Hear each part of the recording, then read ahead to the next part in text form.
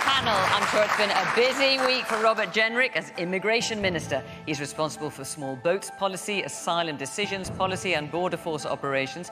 He was previously in the health team in Liz Truss's short-lived government, before that serving as Housing Secretary under Boris Johnson. Labour's Sarah Jones is Shadow Home Office Minister. She's previously been Shadow Housing Minister and has also long campaigned for more action on knife crime. She was elected as MP for Croydon Central in 2017. Ken Clarke has held many ministerial briefs in his career, including Home Secretary and then Chancellor in John Major's Conservative government. He was an MP for nearly 50 years, from Heath to Johnson, before leaving the Commons in 2019 and taking his seat in the Lords. His finest political achievement? Well, he's appeared on Question Time more often than anyone else. Tonight is his 60th appearance. In her own words, Yasmin Alibhai-Brown is a lefty, liberal, anti-racist feminist. In her long career as a commentator, journalist and author, she's written several books and for several newspapers. She's won the George Orwell Prize for Political Writing and is a former columnist of the year as well. And as a mainstay of daytime television for years, many people have had their morning cuppa with Richard Madeley at one time or another. He's a broadcast veteran, beginning in local radio before becoming a well-known TV host on This Morning with Richard and Judy and Good Morning Britain, among other things. He's also written several fiction and non-fiction books.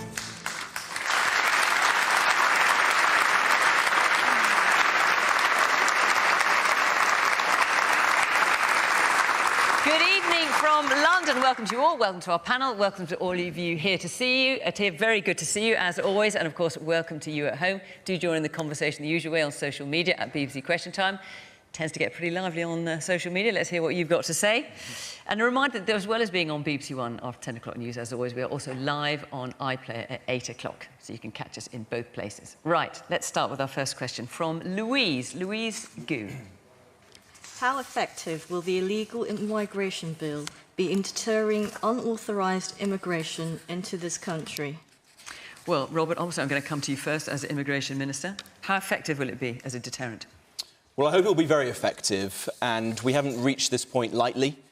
We've tried many things, but the problem has escalated, and last year we had 45,000 people getting into small boats, risking their lives, spending their life savings at the behest of evil people smugglers and coming into our country in breach of our laws. And if we do nothing, those numbers will keep on rising, because there's no shortage of people who want to come here, and there's no shortage of people smugglers and criminals who want to facilitate it. So we have to say that enough is enough. We have to take decisive action. And the only way we will break the cycle is if we create a deterrent that means that people don't want to take that risk, don't want to put themselves at the behest of those people smugglers. And so our policy is based on a very simple principle, but one which I think has broad support amongst the British public, which is that if you come here illegally in a small boat, you will not have a route to a life in the UK. You won't be able to settle or become a citizen here. We'll process your claim in days and weeks, not months and years, and then we will return you to the country you came from, if it's safe to do so, or to a safe third country like Rwanda, where you can make claims, you can rebuild your life in safety there. And it's only by doing this that we can secure our borders, we can bring fairness back to our system, and we can focus the finite resources we have as a country on the people who need our help the most.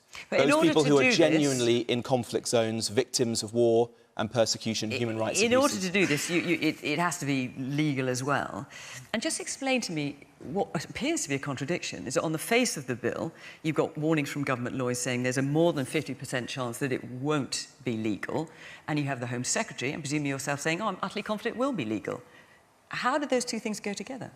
Yeah, so it's a technical point, but when a minister brings forward a piece of legislation, they have to attest on the face of it to whether it meets a high bar, which is to say that government lawyers and the Attorney General believe that it is clearly in compliance with our international law obligations. But that's a high bar. And they're saying it doesn't look like it is. Well, they're saying that it doesn't meet that high bar. Well, 50% is not very high, is it? 50% is 50-50. Well, and they're saying there's a more than 50% chance. It is, because it's a relatively conservative test of the law, whilst in areas like this, this is obviously a crisis. I mean, let's be honest with ourselves. This is an emergency situation.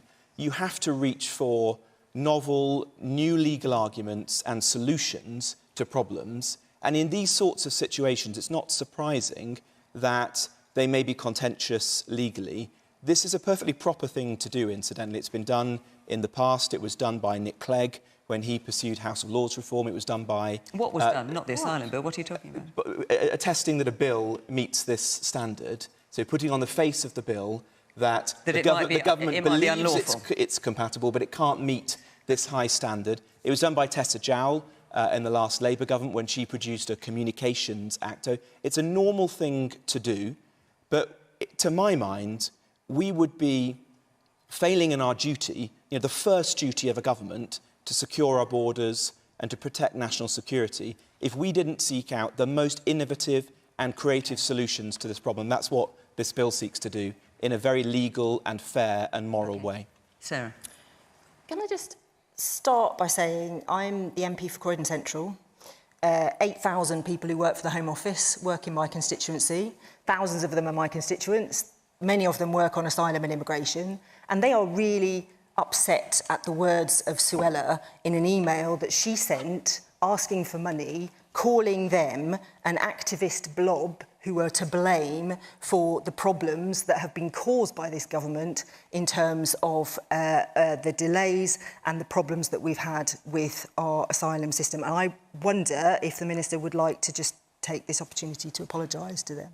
Well, Suella Braverman, the Home Secretary, has been very clear that she didn't send that email. It was sent by a sort of party apparatchik without her permission. So, nonetheless, do you want to apologise for it? We've all been very clear that that isn't a reflection of our views. Of course, I don't think that. I work with dedicated civil servants every day at the Home Office. They know that I respect them. I'm grateful for the hard work that they do.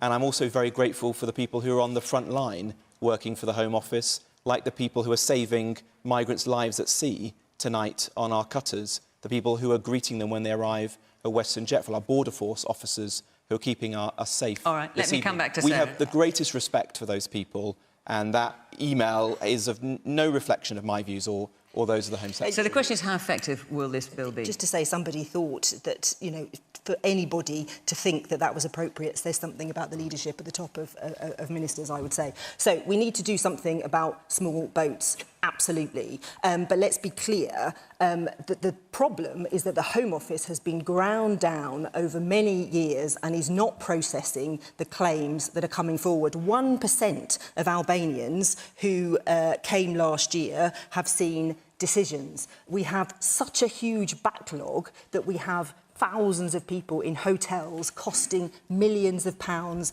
every day. But is that your primary objection? Or are you not objecting to the idea that people who come over on small boats will be detained for 28 days and then sent either back to where they came from or to somewhere like Rwanda? Are you happy with that? What we are saying and what we believe is that there are things you can do to fix this problem, to stop people coming on the small boats. But so do you object to that part of the policy? I'm just trying to be clear. We will be voting against this bill, as we voted against the bill last year that said it would do exactly the same thing and has utterly failed. There was a piece of legislation last year, the Nationalities and Borders Bill, where they said exactly the same thing would happen and it didn't. And actually there are thousands of people who are just sitting with no decision, not being sent back, nothing being done. Now look, what we need to do is we need to tackle the gangs.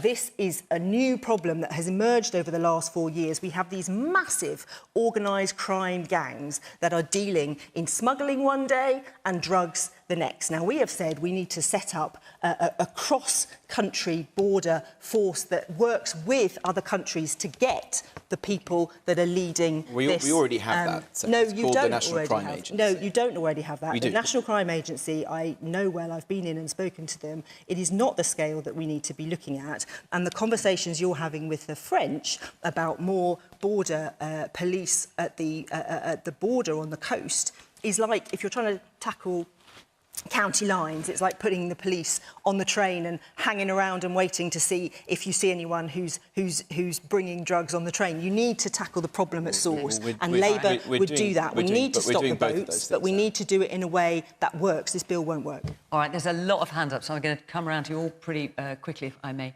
Yes, the man there in the pale blue shirt.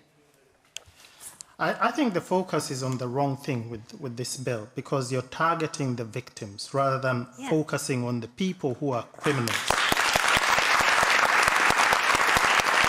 And if the government wants to be creative and do something illegal, then perhaps they should arrest those criminals and send them as volunteers to the Ukraine. Right, well, that's a radical suggestion. Yes, there's a woman there in a black top. Suella Braverman claims that she had nothing to do with that, but it's the kind of language that she would use, and she has used before. So Suella Braverman has talked about illegal migrants pouring across the channel. She's talked about an invasion, and I think this is what you're referring to, I'm assuming. She said there are 100 million people displaced around the world, likely billions more eager to come here if possible. Ken Clarke, were you previously Home Secretary? What's your feeling about that kind of language? I think everybody should tone down their language on this rather emotional subject on both sides of the argument. Because it's a very difficult question. I hope this bill is going to be effective. I very much doubt whether it will be, because I don't think anybody's solved the problem anywhere yet. I don't think the Labour Party have a clue how to solve it. And what aspect of it will be ineffective? Well, the reason I support the aims is because the symbolic quality of all this is not the major part of the immigration problems of this country or the world. We have the highest net immigration we've ever had, and particularly since Brexit. And the way we keep our very harmonious relations here, by and large, in our multicultural, multiracial society, which I enjoy living in myself, compared with the narrow society that I was brought up in, is by keeping people under control and reassuring people that it's under control and you're not having people just flooding in here at will. The trouble is, nobody has an answer to it. It's a global problem. All over the world, there are about 50 million people displaced by war or anarchy. There are people living in countries where their governments have broken down. If I was a young man in West or East Africa, I'd be planning with my friends how to get to the United Kingdom to have a better life in future. And the Americans and the Germans and the French have a far worse problem than we have, and they're no good at solving it either. And the difficulty with this later effort, I hope it works. But the idea that you're going to find, quotes, safe countries who will take tens of thousands of people we don't want, saying we're sending them to you and we're never going to take them back. I mean, it's extraordinary. The Rwanda thing still got to work. I don't know how many Rwandans will take, but they went. We've got about. Hang on. Let Ken finish. We've got about 60,000 a year going to come this year across the. I don't think the Rwandans will take all those, and many of them will come back and try again. I mean, Robert is relying on what the Australians did, which is the deterrence effect. You make it more difficult and you make it more tricky for people, then they will stop going. Well. The Australians put people in rather nasty conditions on Pacific Islands, and it did actually work to a very considerable extent. But, I mean, with the greatest respect, the geography involved altogether different to our channel crossing. But I just hope someone comes up with a solution. I hope this solution works. It will be very good for our own relationships in this country, make it easier to deal for the very generous arrangements we make for places where we're involved, like Hong Kong, Ukraine. We might get the Afghan scheme to work properly, which it's not working at the moment. Take more Afghans who are in danger because they worked for us when we were there. And we just need this fuss, this symbolism of these dinghies coming over the channel brought to an end. It'd be fine if you could get to catch the criminals. You know, it'd be terrific. Try it. Time we abolish bank robbery, catch all the bank robbers. You know, it just isn't going to work. And if you catch the ones who are organising it, there are plenty of people who will come there and organise it again. There's a lot of money in it. So we're still searching for a solution. Hope you're right, Robert. I'll believe it when I see it. All right, listen, I'm going to come to you, Per, in a minute. But just, do you want to answer that? I mean, Ken's point is it's for the birds to suggest that there are countries around the world that are going to take tens upon tens of thousands of people from us. Well, I think Ken was right, essentially, that the key to this policy is deterrence. But where are you going to put them in the meantime? Well, initially, if somebody cannot be returned to their own home country because it's not safe, and there are safe countries we can return people to, like Albania, for example, with whom we OK, but you've done it. What about other... So what about France? What about Italy? What about Austria? What about Germany? They will be returned to Rwanda And contrary to what Sarah said, that's not correct. I believe I've spoken to the Rwandan government. They're willing to take as many people as we But they can only take 200 at the moment. No, that's not true. But would they be prepared to take tens of thousands? They would be prepared to take tens of thousands, but that won't be necessary, because what will happen, I think, pretty clearly, is if you realise that you cannot make a life in the UK, then you're not going to waste your life savings, put yourself in a very dangerous situation in a boat, and make this crossing at the behest of people smugglers. So the deterrent effect is what we saw in Australia, where within weeks and months, the numbers crossing started to fall away. But that's what you said about the bill last year. That was going to be a deterrent effect. You mentioned the bill last year. The bill which you voted against last year had things like life sentences for human traffickers. It's made the problem worse. You voted against every single measure. Let me bring Yasmin in, who's looking very frustrated. None of them have worked. The problem has got worse year on year whatsoever to tackle an issue that the British public care passionately about. To tackle the traffickers. Could I please speak? Because I am astonished that neither of the political representatives have mentioned the human beings, and I'm very pleased somebody did that.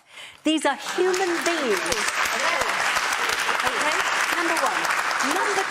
Number two, I promised myself I wouldn't get overexcited, but really this has left me choking. You are trashing, between you, Labour and the Tories, are trashing the legacy of the man this country holds to be their greatest hero.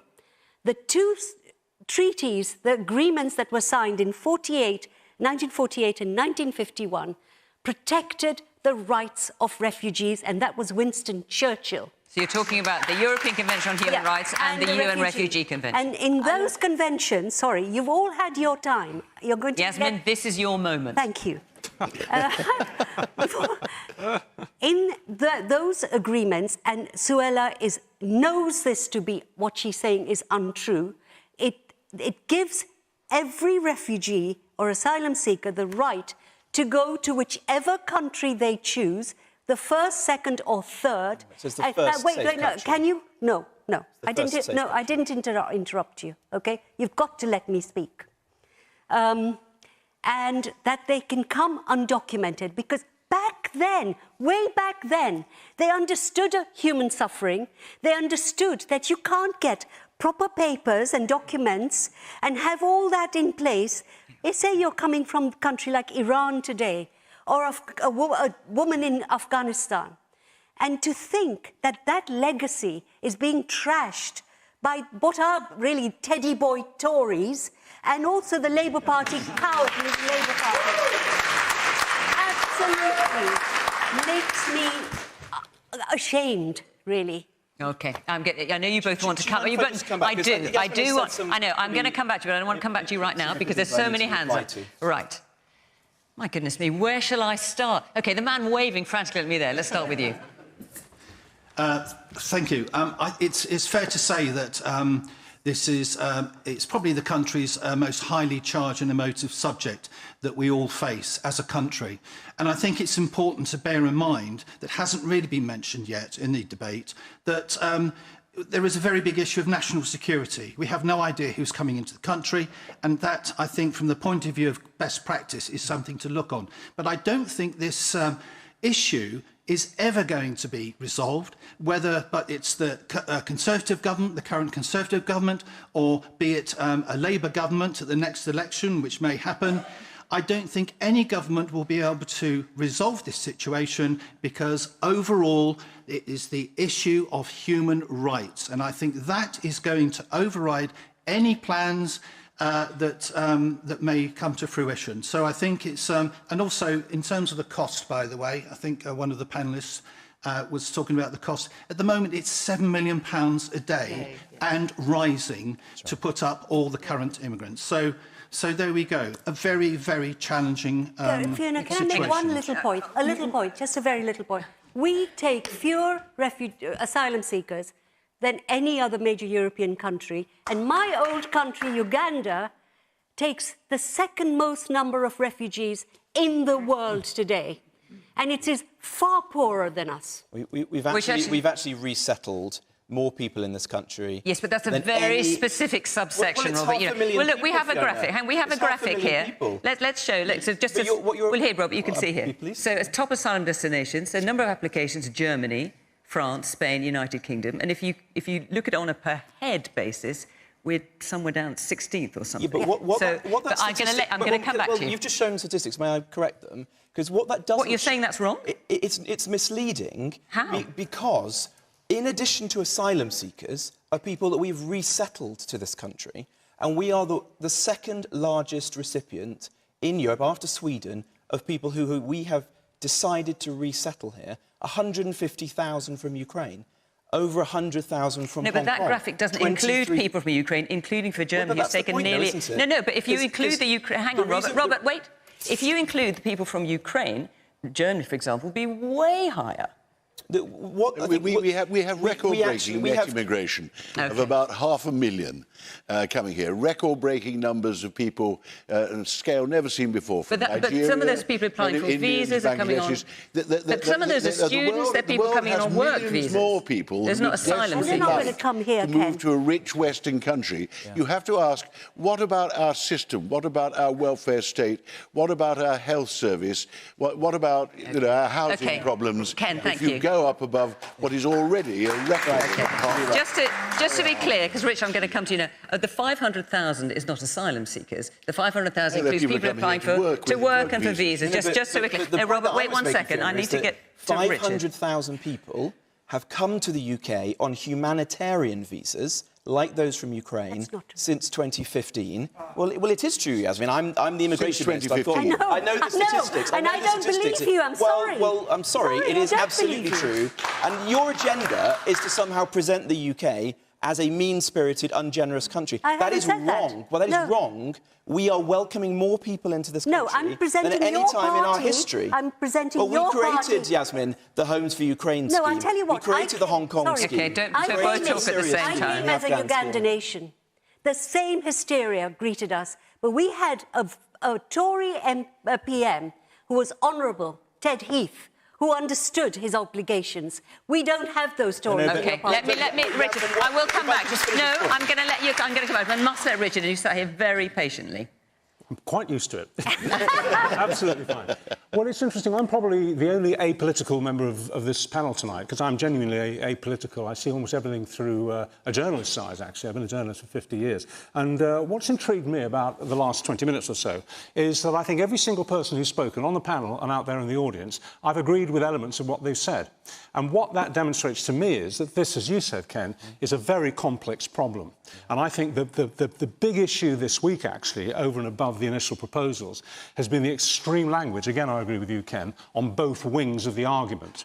We've got these ludicrous claims by the Home Secretary, which I challenged her on yesterday, as did Susanna Reid, my colleague on GMB, challenged her on about, initially she said on the Commons, millions of refugees coming here illegally, and in the Daily Mail yesterday she wrote that billions would be coming here illegally. It's transparent nonsense, absolute nonsense, and actually degrades her argument and degrades her intelligence. At the other wing, and I think I'm the first person to mention him here tonight, you've got what Gary Lineker said. Can I just say we are going to come to Gary Lineker? There might be no surprise, because we had a tsunami of questions about that, so you might want to hold your fire on that. I'll hold my fire on that one, but I'll come to that. But that was at another extreme, the other wing, and I think we've got to be in the middle ground to discuss this sensibly and fairly. The question that kicked this off 25 minutes... I think we've almost forgotten that now, haven't we? Will it be an effective deterrent? How effective will this be?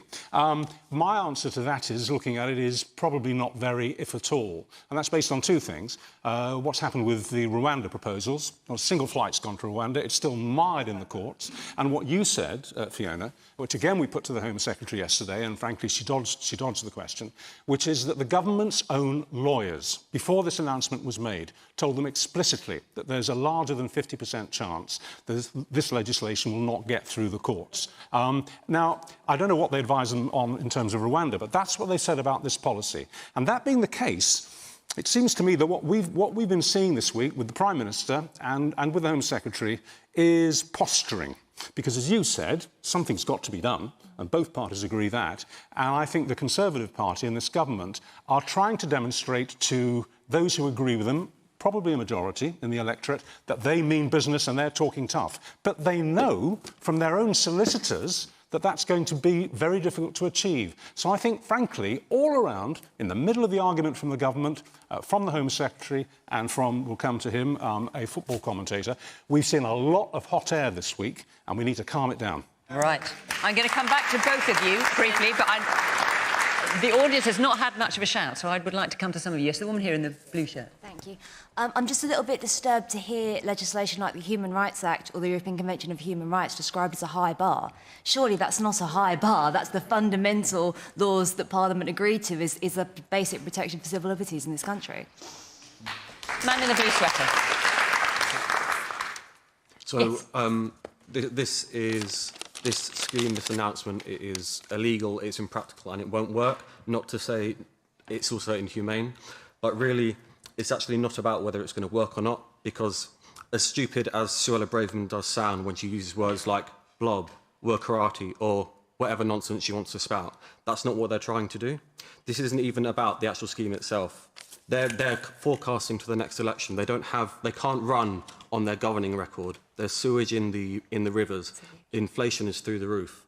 Living standards are beyond the floor. They can't run on individuals or personalities.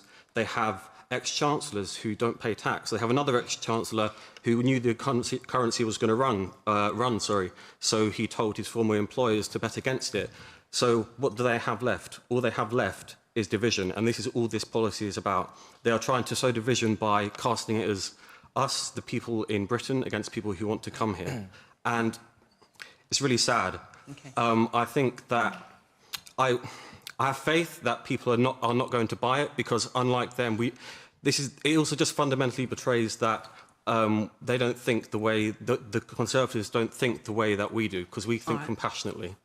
And the man there in the stripy jumper. Yeah, I just want to say I think we need to stop hyperbolising this issue, because, like the panel have said, it's tens of thousands. It's not 100,000, it's not millions, it's not billions like Suella Braverman saying. It's tens of thousands of people. And it's just the kind of rhetoric that the government is using is moronic, it's ugly, and it taps into a really dangerous rhetoric that taps into a really ugly aspect of our society.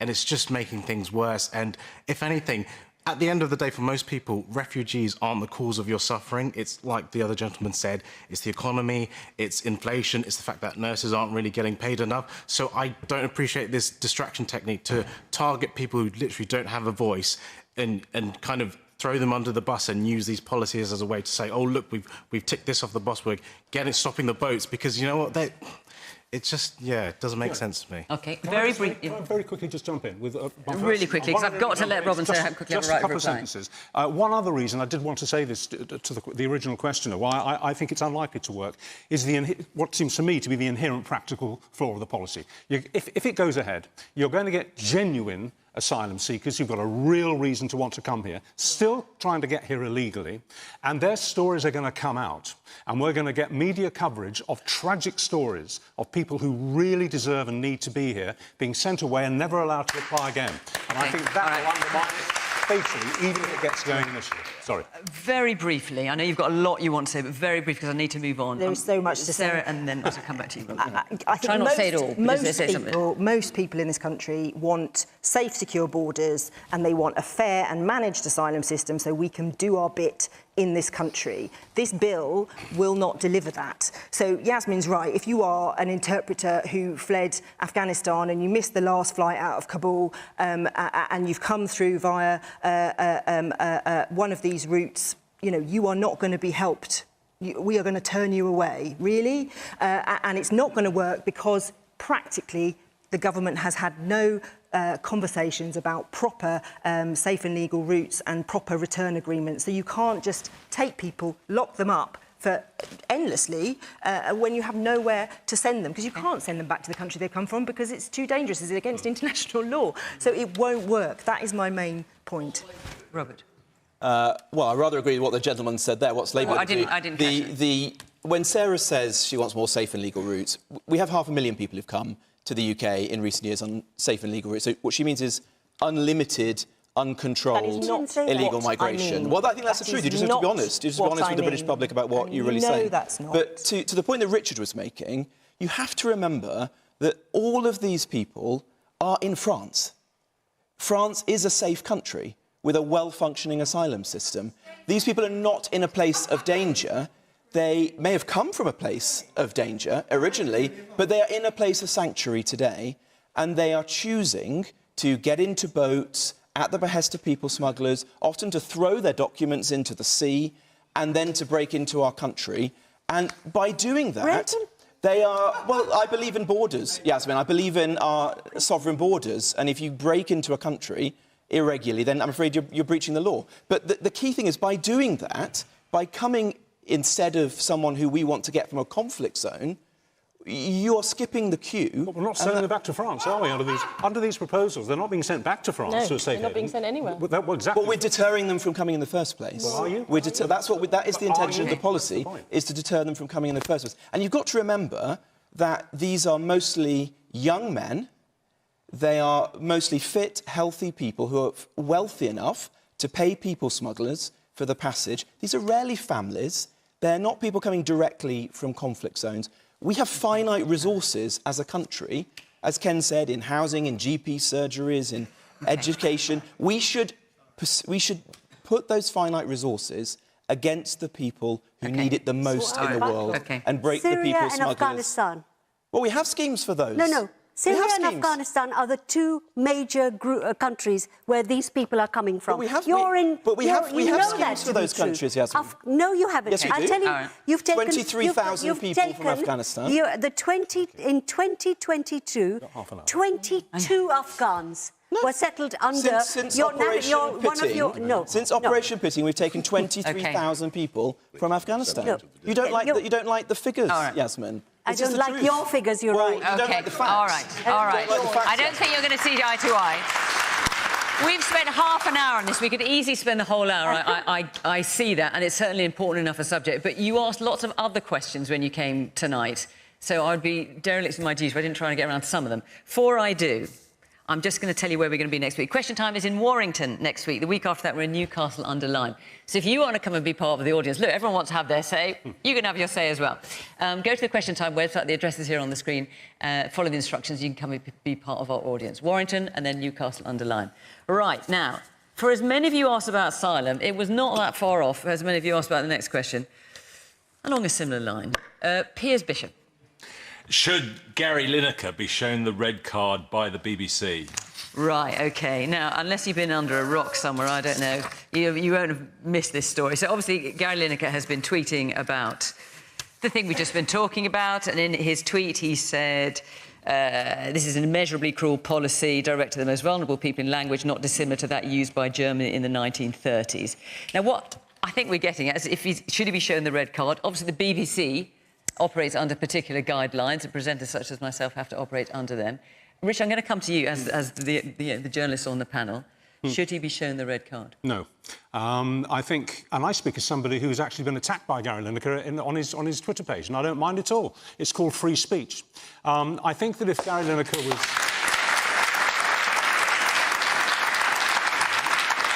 I think if Gary Lineker clearly was a political journalist, a political presenter, interviewer, in any of the areas of the BBC that we're talking about, Newsnight, you know, what used to be Panorama, etc., then clearly he shouldn't have made those comments. It would be a dereliction of duty and deeply compromising to his programme, to himself and future interviews, and, of course, to the BBC, publicly funded by us, because we pay his wages. We pay his £1.35 million. But he's a sports presenter. He talks about football and games and tactics and headers and corners and referees and league tables and all the rest of it. And quite how having the freedom of speech on his, not on any of his programmes, but on his own Twitter page, to say anything he likes within the law escapes me. I think it's preposterous to say that he should be muzzled and muffled, and that means I think it's ridiculous to suggest that he should be sacked. And do you know what? I'm not sure even the government think that he should be sacked. Again, so I'm sorry to refer to this again, but we had the Home Secretary on GMB yesterday, and I put this question to her 3 times. Would you welcome the sacking or the resignation of Gary Lineker?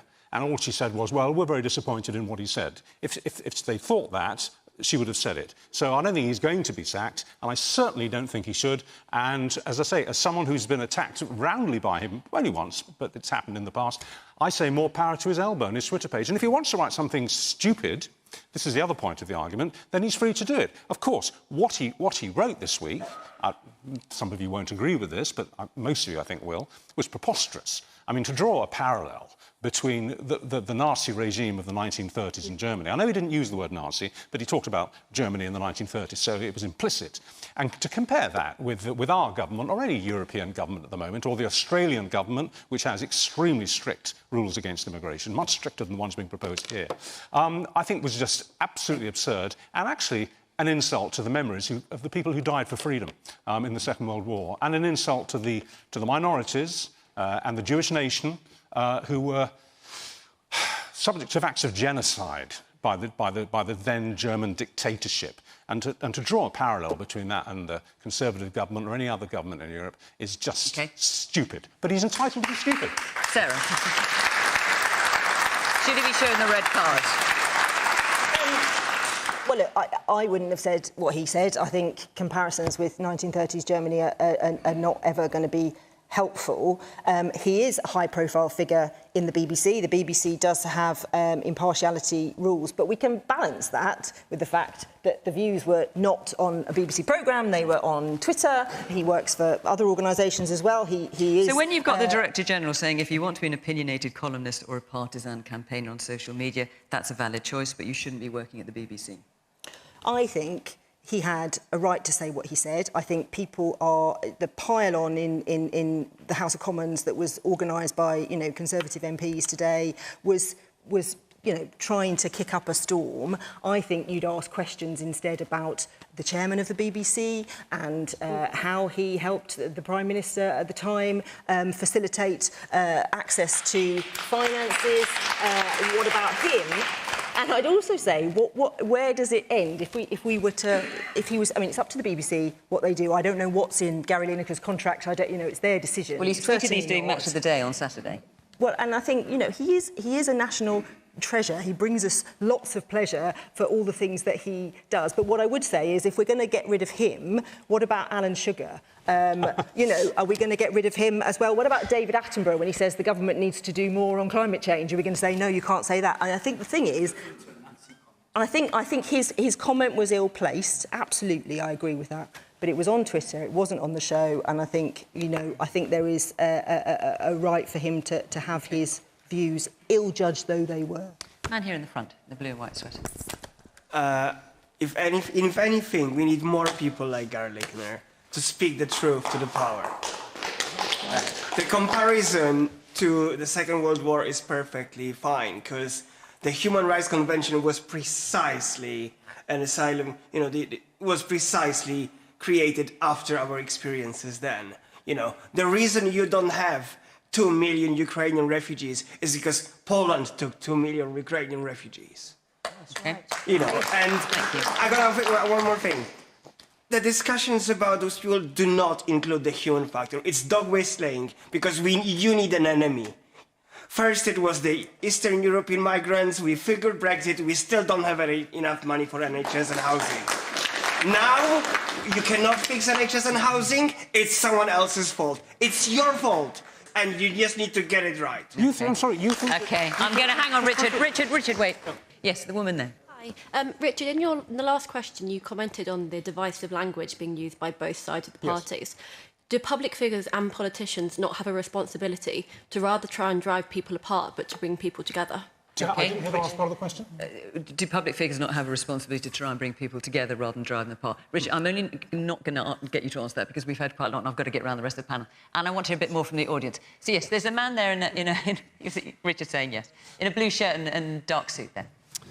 Yeah, I think it's really important that with this issue, we do not over-hyperbolise it. It's very emotive, it is unhelpful for debate, and I agree with what a lot of people have said in regards to that.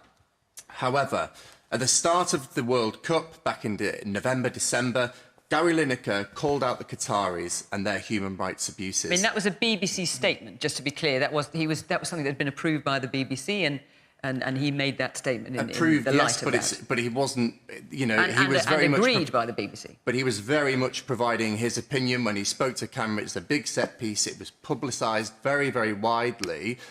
I'm struggling to see what the difference is between that and him then calling out the government's rhetoric against refugees. Ken, what's your view on this? Well, I think this is all slightly out of proportion. Modern political debate is more interested in rows about personalities than it is about policies, because policies are difficult and complicated. I think what he said was an exaggeration. I've already said I think people should tone down what they say, particularly on immigration. A comparison with the Nazis is absurd. But the question is, should he be shown the red card? Should tone her language around. Some of the stuff she says about the country being invaded and all the rest of it, it doesn't help. You've got to find a solution to the problem, which in our half an hour's discussion, nobody around the table was able to find.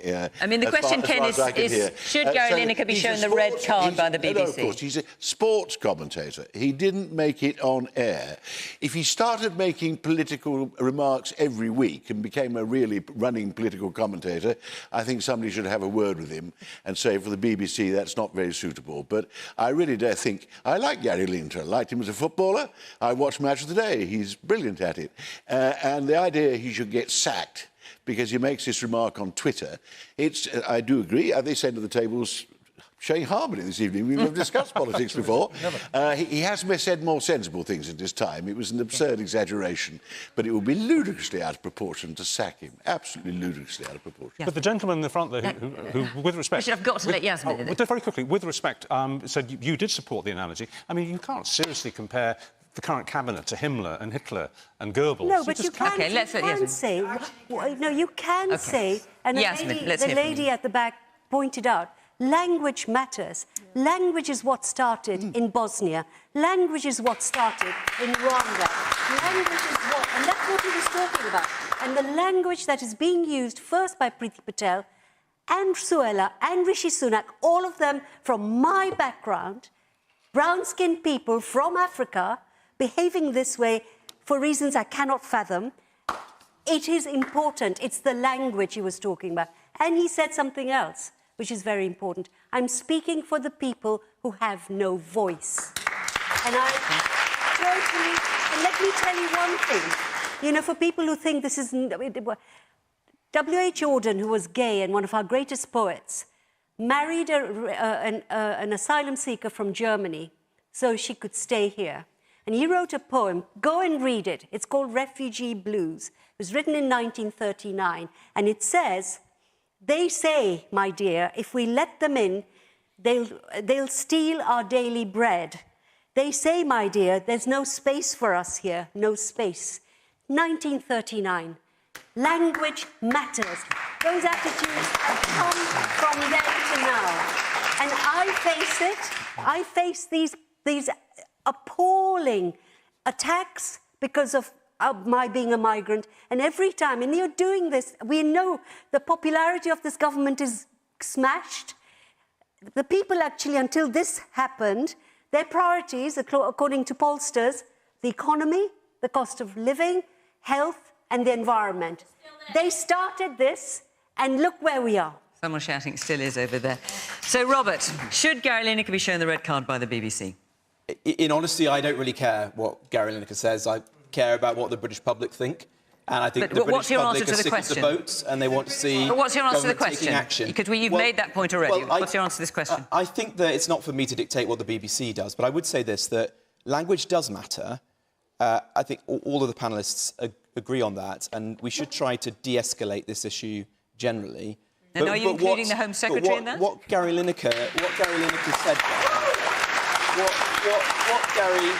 what Gary Lineker said was completely unacceptable. There is absolutely no comparison between trying to take action on this important issue and what happened in Germany in the 1930s. That was a shallow comparison. And, well, sir, I disagree with you. What you said tonight was wrong. My children are the grandchildren of Holocaust survivors, and I don't think people should bandy around comparisons with 1930s Germany. I think that's a mistake. We should have more intelligent dialogue than that. And Gary Lineker, I think, was completely wrong with what he said. I'm not going to ask the BBC He didn't to say sack that, him, Robert, but he should actually. choose his words much more carefully. He didn't say should he, Suella did not, Braverman. he did not say the policy was out of Nazi Germany. He did say the policy was cruel, as Yasmin He was talking said. about the What language. he actually Well, he said was the compared- language. he compared was it to over the top. 1930s He was criticising Germany. the The language of language the he Home compared. Secretary. He wasn't so But mad that's as to start inflammatory saying language. the policy was That Nazi. is inflammatory More language. inflammatory than Suella Braverman. Well, so Well, there's yes, he some was too language far. you're willing I don't to agree with tolerate him. No, because it I'm not. supports your argument. No. I want people to choose their language wisely on all sides of the do argument. please Yasmin. communicate that to It was your Home unwise. Secretary. Okay. All right. All right. It was unwise, no. Right. Okay. Thank you. Thank you. I'm gonna move on to another question. Otherwise, I mean, I could just talk about this all night. But the fact is, you did ask lots of other questions. I'm going to have a bit of a go at getting through them. Okay, Adrian Height. Can my dad have a knighthood too? All right. Now, I'm sure you all know what Adrian's referring to, but just in case you don't, Boris Johnson has nominated his father, Stanley, for a knighthood in his resignation orders, or that's according to reports. Anyway, because we can't be 100% sure about that, but that's what we're being told. Ken. Well, one gathers that Boris has got the biggest resignation honours list ever, so I hope something is done to actually scale it down. He's entitled to a resignation honours list. I rather like Stanley Johnson. He's like most of the family. He's quite fun. And he has been a politician. He's been quite active a politician. He was an MEP, quite a good... And he doesn't share his son's current views on Brexit either. He's pro-European. So there's nothing wrong with Stanley. The one person who should not recommend him for a period, for a knighthood, is his son. But Boris has been a little insensitive on these sort of things before.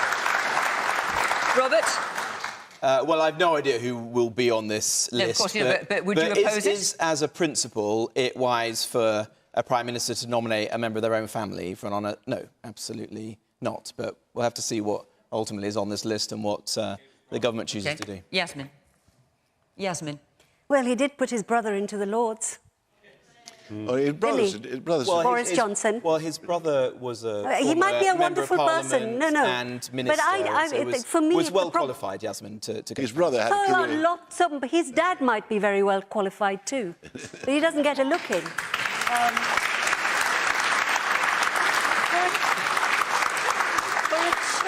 For a change, I'm not blaming Boris Johnson or Stanley Johnson. Actually, Ken, he was a wife-beater, Stanley Johnson, on record. OK, let me just intervene. I'm not disputing what you're saying, but just so everyone knows what this is referring to. So Stanley Johnson's wife spoke to a journalist, Tom Bauer, and she said that Stanley Johnson had broken her nose and she had ended up in hospital as a result. Stanley Johnson has not commented publicly on that. Friends of his have said it did happen, it was a one-off. Yes, but it did happen. Anyway, what I think is it's not Stanley Johnson or Boris Johnson that bothers me. They are who they are and they do what they do. They think this kingdom is their fiefdom. But it's the system. We need to look at a system where these nominations happen. Why should any Prime Minister, good or bad, be allowed to do this? Okay. Can't we have a better, fairer system so his dad could get it too?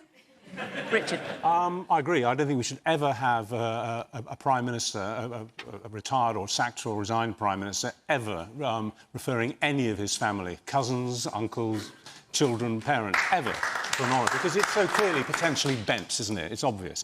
As far as Stanley Johnson's concerned, well, I have to say that I think probably in a year or two, when I open my thesaurus, my definition of wordage, and I look up nepotism, it might be there. It might be Boris and Stanley Johnson. That's all you need. OK, all right. Nepotism, but no, I can't see, reading the stories in as much detail as they've been published, I can't see anything that Stanley Johnson has done to merit one of the top levels of honour, a knighthood. We're not even talking about a bit lower down the scale, an OBE or a CBE. And I do wonder what Rishi Sunak will do, because he's the guy who has to tick the list in the end. Will he put it through on the nod, as they put through most Prime Ministers' resignation honours, or will he cross it out? And if he doesn't, I wonder if people... I mean, you handed your honour back on principle, didn't you, a number of years ago? I wonder if other people who can currently hold honours will actually hand them back. Will the government tick it through if it goes, if it is on the In honesty, Fiona, I'm not involved in that process. I've no What do you think idea, the government should do? Come on, you're a member of the government. What do you think the government should do? I don't know what the procedures are, but as I say, I'm not asking procedures. Do you think, well, no, I don't the know what the government of which procedures you are a part... I don't know what the... Well, you're asking me to comment on that. I don't know what the role of the government is in terms of approving the list. My personal view, as I've said, is that it isn't sensible for a former Prime Minister to nominate members of their own family for... What about this idea that we're hearing we all about agree on that. stopping Prime Ministers being able to appoint peerages Well, for honours, or have an honours list? I'd say Rishi Sunak needs to make it crystal clear that Boris Johnson can't be putting his father in the House of Lords as a starter for 10. You look at what he had in 2019 and how much he's trashed. I mean, it's quite extraordinary. And today we hear that he makes up something like 85% of the extra earnings of MPs, just Boris. Is this something that Labour might consider, stopping Prime Minister being able to nominate people for knighthoods on their departure from office? Gordon Brown has done a big piece of work looking at all of the nations and regions, all of the House of Lords, how we want to reconfigure that, and he has some really interesting ideas. I mean, for me, the biggest thing is the size of the House of Lords. It's nearly 900 people. There's 650 elected MPs, nearly 900 Lords. There are some good Lords that bring some great, obviously. I would abolish it and have an elected House, personally. All right, OK, all right. But it does need to be reformed, absolutely. We've got very little time to say this last question. I want to take this. It's a hugely important issue for people all around the country, certainly here in London. Dilip Bidet, where are you? There we go. Unaffordable for most young adults. What is the government's plan to help? Well, didn't hear that. With the question, sorry, Ken, was with property unaffordable to most young adults, what's the government's plan to help? So, Robert, obviously I'm going to come to you on that, but since I've got you here, what's Labour's plan? So I spoke to Emily Thornberry before I came here because this is her patch, and she told me that the average one-bedroom flat rent here is £1,721, which is quite extraordinary. Home ownership is out of reach for many. We've got very little time, so I'm going to be reading what is your plan? One thing, we would back the government if they brought forward plans to change the planning system. Secondly, private renting needs an absolute overhaul because it needs to be affordable, it needs to be better quality, people need more rights. Leasehold need more reform, and when I was Shadow Housing Minister, I did a whole piece of work about how you would reform leasehold, and we have to help first-time buyers and home ownership because it can't be beyond the aspiration of our kids that they can own their own home. So Labour has a plan in all of those areas, and it's a huge problem here, absolutely. Robert, obviously this was on your patch as Housing Secretary. What's the government's plan? It's not what you proposed some years back, because that got booted out by your fellow MPs. I've been a bit of a St Augustine on this. I've always tried to, push for more. I think we have to build more homes. It's obvious we have a housing crisis in this country. You've been in power for 13 years, so what's gone wrong? Well, we've built a lot more homes than any previous government. When I was Housing Secretary, house building reached its highest level since the early 1980s. So as a result of reforms to the planning system, investment in infrastructure, creating very large affordable homes programmes that enable homes like shared ownership to be brought forward, we were able to drag house building up from a very low level after the financial crash to levels of around 250,000. But as you said last year, the government will miss their 300,000 homes a target by a country mile. Those were your words. I think that's right, because all politicians essentially need to appreciate that young people have to have a foothold in society, have got to get on the housing ladder. And that means, I'm afraid, putting aside the sort of rampant NIMBYism that we do see in Parliament today, whereby members of Parliament believe in the idea of building homes, but not in their own constituencies, not when it comes to the crucial votes in Parliament. Sarah and the Labour Party were going to vote against the planning reforms we were going to do a few years ago. Sadiq Khan here in London has a very poor record. Lots of Conservative on house MPs, exactly. I should and there's 100 or so Conservative MPs we're going to rebel against. We have to move Khan is building a lot more affordable homes than Ken, we've not got long, so we're all going to have to be quite brief. Ken? I disagree with Robert. I agree with Robert completely. Hang on, which is it? You agree or disagree? On this, we need to build more homes. Our 300,000 a year target is the minimum we've got to hit, and the principal problem is the planning system, the abuse of the planning system, the litigation that's allowed to flourish when planning applications are made. We can't build major infrastructure either. The problem is the political problem, and the Labour Party would be just as leery if they got into power. The only religion that's followed en masse in this country is NIMBYism nowadays, and people don't want anything built near where they live.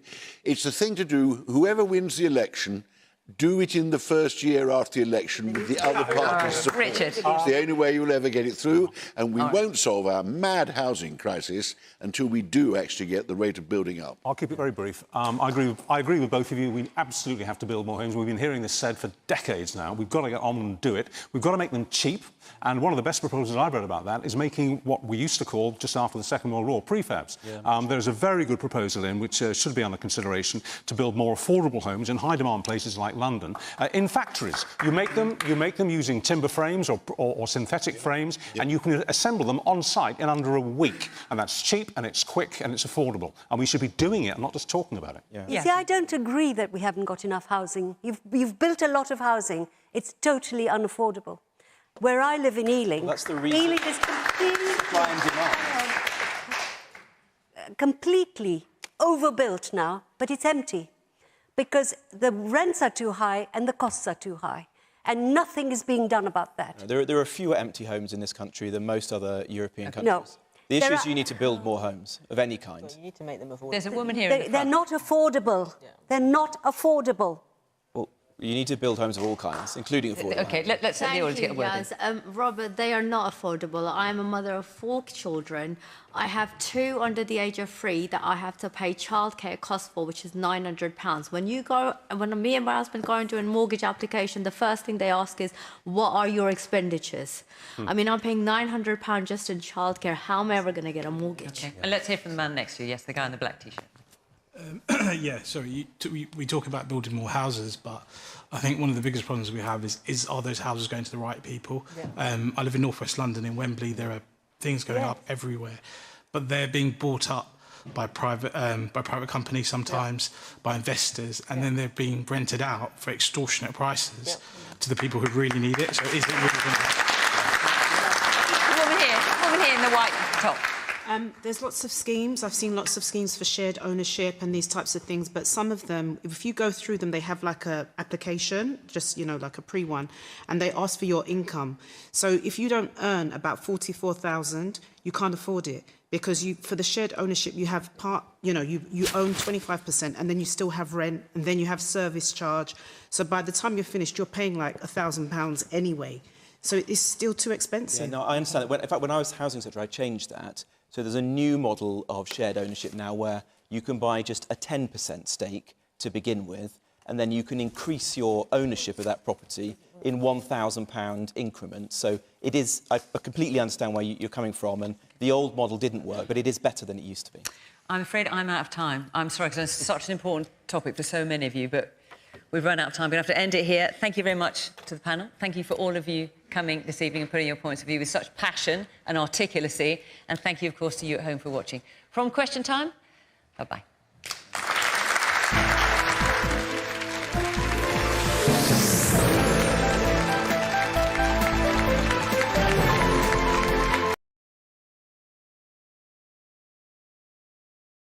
Well, at least I was on time.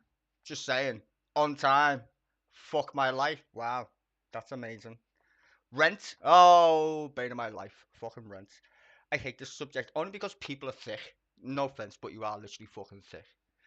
Does anybody remember this lovely Prime Minister we had called Margaret fucking Thatcher?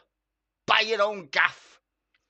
Your fucking house is your fucking castle. Buy your own house, she said. To be fair, people did buy their own council houses. Problem? Stop building council houses. Why is that a problem? Well, let's see. First of all the money that should go to your council doesn't go to your council anymore. It goes to a fucking bank. Do you know that big mad crash in 2010 that everybody got fucking angry about because the government like literally had to pay the banks? Yeah, you know that thing? That's because of mortgages, right? It's just bizarre. There's no houses. Like that lady said, they're unaffordable. Wonder why that is. Because the government isn't setting the rents. It's a private individual, which technically can set any fucking rent he fucking wants, because it's his fucking gaff. Right. How do you fix the fucking shortage of houses? Get the government to build them. That's how you fucking solve the problem. People literally are fucking sick. Oh, I don't want to live in a council house, the crap. Yeah, we live in the 21st century, not the 1970s. The government could literally build houses that look just the fucking same as the fucking stupid fucking houses that some twat pays 100 grand for. They can. Do you know why that is? Because we can print money from thin fucking air. Is fucking why, ladies and gentlemen. In case you don't notice, we have this weird thing called the Bank of England. It's called a credit card, unless you're not paying no fucking attention to the fucking current system in which we live in. Credit card, Bank of England, ring any fucking bells? Yes, you have to pay interest, but we know what that is. It's how you borrow money, right? But if you used to invest in your country, which our current government clearly doesn't fucking do, right? Because they're fiscal conservatives, i.e. fuck the fucking plebs. Let everybody get rich. Because trickle-down economic works perfectly fucking fine. No, it doesn't. Even the IMF knows that's a stupid idea. Remember this lovely word called globalization? Anybody remember that fucking gem? Anybody? And you're like, what's that got to do with housing? It's got everything to do with housing. It's where you stick your fucking money that taxpayers fucking pay. Now, if you're paying a fucking bank fucking money, then is your council strapped for cash, one would ask? Fucking yes, is the fucking answer to your question. Because it doesn't go back to the fucking Chancellor of the Exchequer now, does it? No, it doesn't. Or to your local council. It goes to a fucking CEO of a fucking massive bank and all his fucking mates. Why do you think bankers are so rich? Oh, I don't know. Because everybody in Britain is possessed by the fucking demon called buy your own fucking home, which has been drummed into you since you were fucking children. That's why. And it started off with Margaret Thatcher and Ronald fucking Reagan. You fucking complete idiots. Do you not understand the concept of neo-fucking liberalism? Or am I just missing a fucking trick here? You dilts.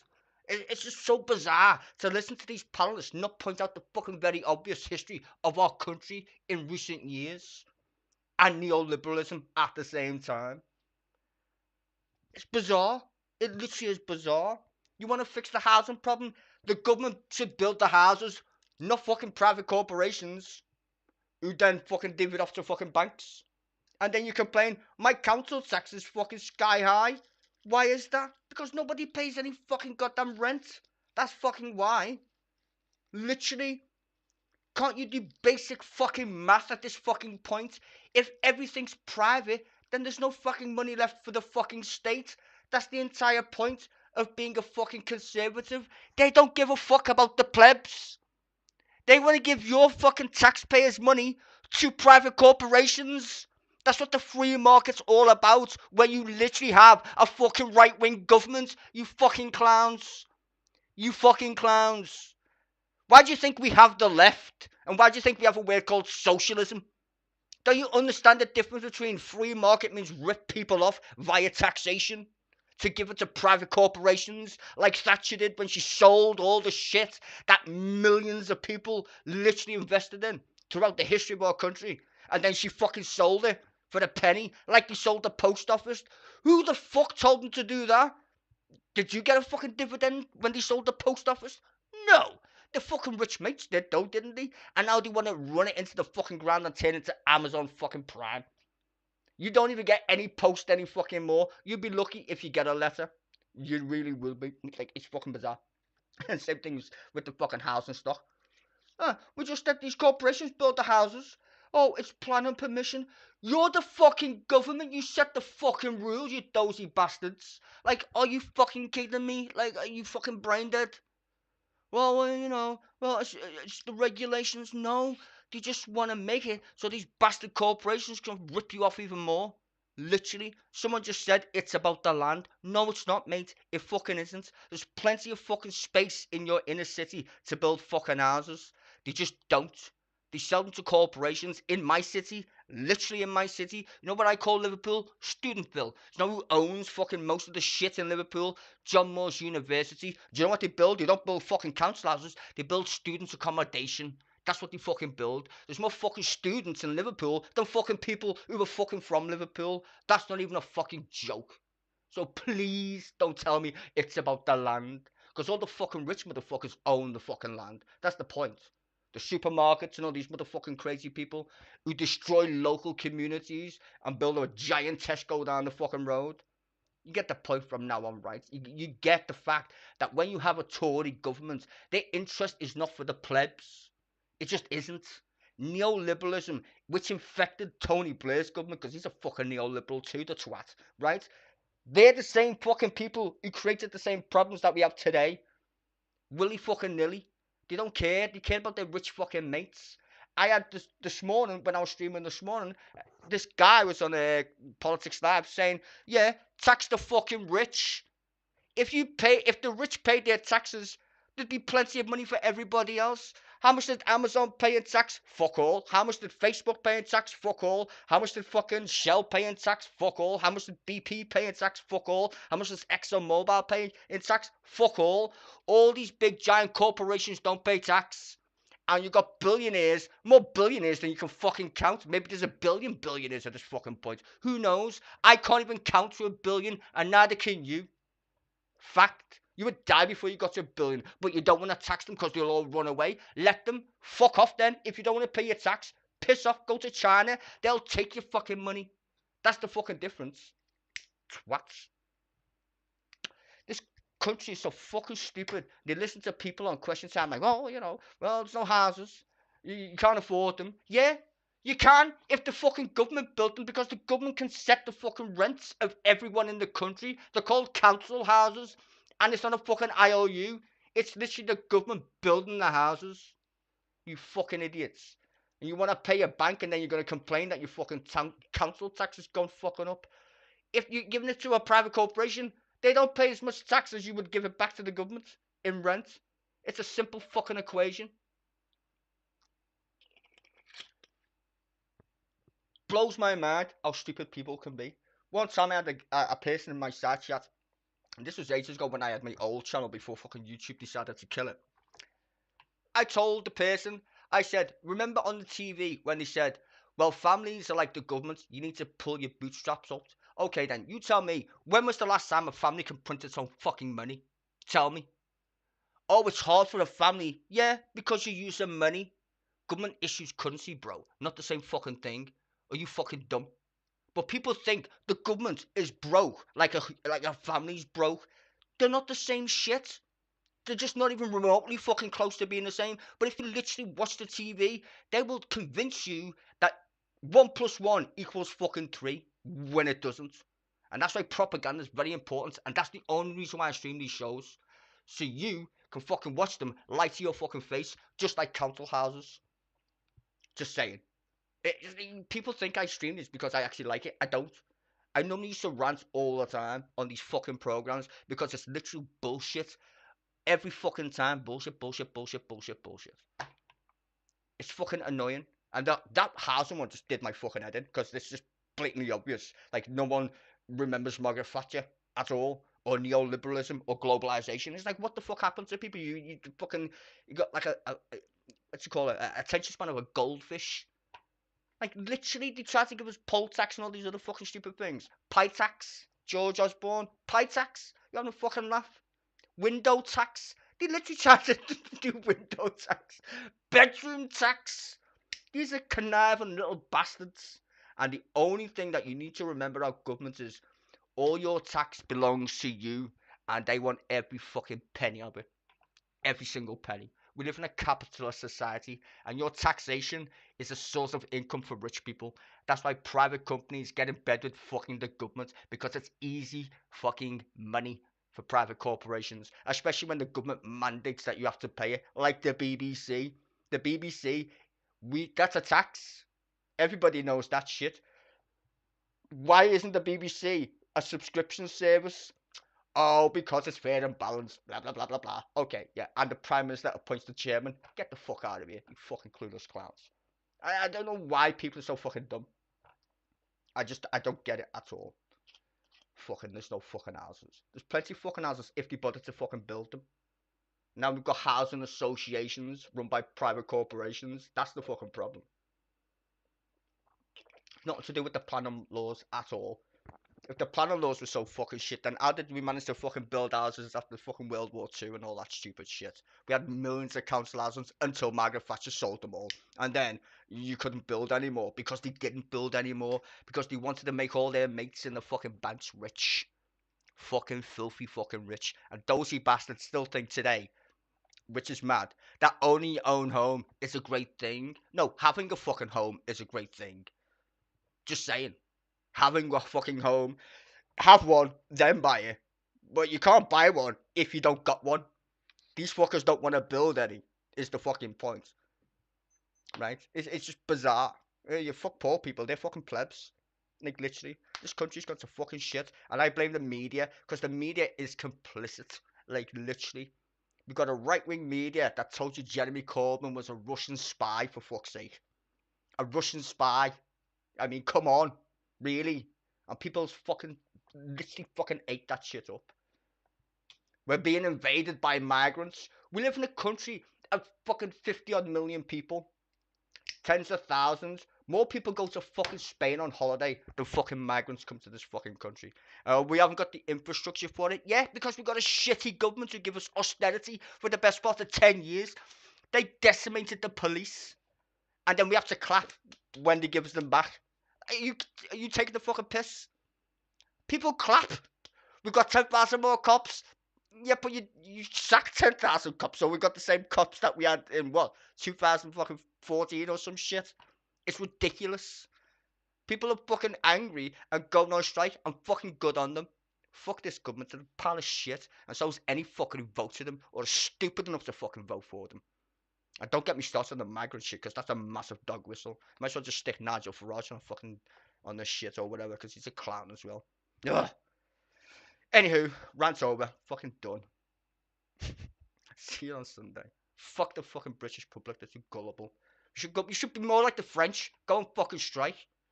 And throw some fucking shit at somebody. Fucking